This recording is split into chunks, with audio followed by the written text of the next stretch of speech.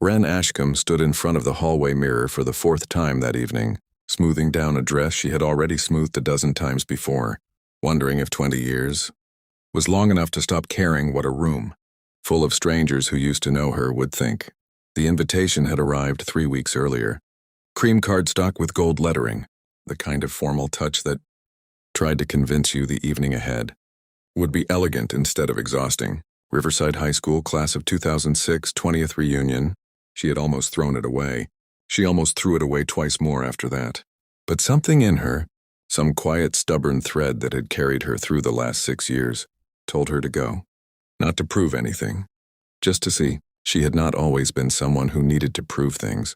There had been a version of Wren, back in the hallways of Riverside High, who laughed loudly and dated the wrong boys and dreamed about a life bigger than the town she grew up in. That version had married young, to a man named Desmond, a contractor with sawdust permanently embedded in the creases of his hands, and a habit of humming old country songs under his breath while he worked. They built a life together slowly, the way people do when they are more interested in substance than appearance. A small house, 2 kids, a modest life that, to the people who had once sat beside her in homeroom, must have looked like settling. She remembered the last reunion she attended, 10 years ago, when someone from her graduating class, a woman named Bianca Vandermeer, had asked what she was up to these days with a smile that did not reach her eyes. Wren had said she was staying home with the kids while Desmond built his contracting business. Bianca's smile had flickered just slightly into something almost like pity. "That's sweet," she'd said, in the tone people use for things they find quaint rather than admirable. "I always figured you'd do something bigger. You were so ambitious in school." The comment had stayed, lodged in Wren's chest for years, not because it was cruel, but because of how casually it was delivered, as though Wren's choices required an apology. Desmond died 4 years after that reunion, a heart condition no one had caught in time, gone in his sleep on an ordinary Tuesday in March. Wren remembered the paramedics, the neighbors bringing casseroles, the unbearable quiet of a house built, for 2 people, that now held only her and 2 children who did not yet understand what permanent meant. She remembered standing in his workshop weeks later, running her hand over the half-finished cabinet he'd been building, and making a decision that surprised her more than anyone else. She was not going to let his work die with him. She picked up the tools. She finished the cabinet herself, badly at first, splinters and crooked joints and an aching back, but she finished it. What began as grief slowly became purpose. Wren enrolled in night classes in construction management while her children slept. She took over Desmond's small contracting outfit, first repairing porches and kitchens for neighbors who trusted the Ashcombe name, then slowly, patiently, learning the language of blueprints and permits and financing. She discovered she had an eye for buildings that others had given up on, old brick structures downtown with good bones hidden under decades of neglect. She bought her first property, a derelict corner storefront, using nearly every dollar of Desmond's life insurance, and a loan she was terrified she would not be able to repay. She restored it herself, learning as she went, sanding floors on her knees at midnight after her children were asleep, negotiating with contractors twice, her size who assumed she did not know what a load-bearing wall was until she corrected them. That first building became 2. 2 became 5. Within 5 years, Ashcombe Restorations quietly owned and managed a small but growing portfolio of renovated commercial properties across the county, historic buildings, brought back from the edge of demolition, and leased to local businesses, who could not have afforded the alternative. Wren kept the company private, unassuming, her name rarely attached publicly to any of it. She was not interested in recognition. She was interested in walking past a building that used to be boarded up and seeing lights on inside it. People working, a town breathing again in places it had stopped breathing years before. She told almost no one outside her small circle what she had built. Certainly not her old classmates. There had never been a reason to. Now, standing in the hallway mirror with her hair pulled back the way Desmond used to like it, she wondered if tonight would be different, or if it would be the same familiar performance of polite condescension, dressed up in reunion nostalgia. She decided it did not matter either way. She was not the same woman who had once shrunk under Bianca's pitying smile. She simply did not know it yet, not fully, not until the night unfolded in front of her. The reunion was held at the old Whitmore building downtown, a restored 3-story brick structure with soaring windows and iron balconies, converted 18 months earlier into an event space with a rooftop terrace overlooking the river. Ran had heard about the renovation through her small professional network, but had not connected the dots beyond a passing mention. She stepped through the arched entrance into a lobby glowing with warm Edison bulbs and exposed brick, and something about the craftsmanship, the particular way the original crown molding had been preserved above newer fixtures, felt oddly, distantly familiar. She pushed the thought aside. There were 100 old buildings like this one. Inside, the room buzzed with reintroductions and forced enthusiasm. Ren moved through clusters of half-recognized faces, exchanging pleasantries, answering the same 3 questions over and over. Are you still in town? Do you have kids? What do you do now?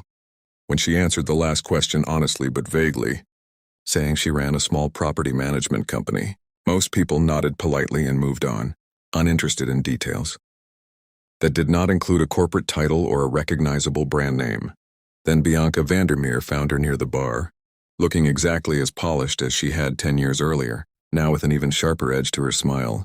She was, as it turned out, an executive at a marketing firm downtown, and she made sure everyone within earshot knew it.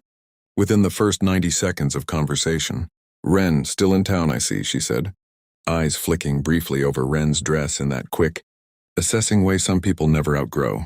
And you said you do property management now? That's nice. Steady work, I imagine. Even if it's not exactly what any of us pictured for you back then. A few people around them chuckled softly, not unkindly exactly, but in the way people laugh when someone else has decided something is funny and they don't want to be the one who disagrees. Ren felt the old familiar flush of heat rise in her chest, the instinct to shrink, to apologize for a life that had never needed defending. But this time something steadier held her in place. She simply smiled and said that yes. It kept her busy and let the conversation move on. She had learned in the years since Desmond died that she did not owe anyone an explanation of her worth. Still, some part of her, quieter and more human than she liked to admit, felt the old sting anyway. Later that evening, the reunion committee gathered, everyone on the rooftop terrace, for a short presentation about the school's history and a tour of the newly renovated Whitmore building, which the organizing committee proudly described as one of downtown's great success stories. The event coordinator, a bright young woman in a blazer, explained that the building had sat vacant and condemned for nearly a decade before being purchased and completely restored by a local development firm 18 months ago, breathing new life into an entire block of downtown. Businesses that had struggled in its shadow. We're actually incredibly lucky tonight, the coordinator said, glancing down at a small card in her hand. The building's owner rarely does public appearances, but we were told she might actually be here tonight as a member of this graduating class. Ashcombe Restorations, if anyone's heard of them. Ren Ashcombe? The room went quiet in that particular way rooms go quiet when something unexpected rearranges the furniture of everyone's assumptions at once. Heads turned, Bianca's included, her expression shifting through confusion, then disbelief, then something that looked almost like panic as she recalculated everything. She thought she knew in real time. Ren stood near the back of the terrace, her glass of wine still in hand, feeling the weight of dozens of eyes land on her at once. She did not gloat. She did not need to. She simply stepped forward, gave a small genuine smile, and confirmed quietly that yes, her company had restored the building, along with several others downtown. She spoke briefly and modestly about the project, about the crew of local contractors who had worked alongside her, about how much it meant to bring a piece of the town's history back from the brink of demolition. She did not mention Desmond or the sleepless nights, or the loan she had once been terrified she could not repay. Some things belonged only to her. Afterward, people who had barely acknowledged her all evening suddenly found reasons to strike up conversation, complimenting the building, asking careful questions about her company, angling gently for connections. Wren was gracious to all of them, because grace had never been something she needed to manufacture. But it was Bianca who approached her last near the coat check, her earlier sharpness replaced by something more tentative. "I had no idea," Bianca said. And for the first time all night, her voice lacked its usual polish. "I'm sorry if I said anything earlier that came across as dismissive. I genuinely didn't know." Wren considered her for a moment, and found, to her own quiet surprise, that she felt no need for triumph, no desire to make Bianca squirm the way she once might have imagined. "You don't have to apologize," she said honestly. "I wasn't trying to hide it. I just never needed anyone's permission to think my life mattered." She paused, then added with a small, unforced smile, "Besides, staying home with my kids while I figured out what came next was the hardest, most important work I've ever done.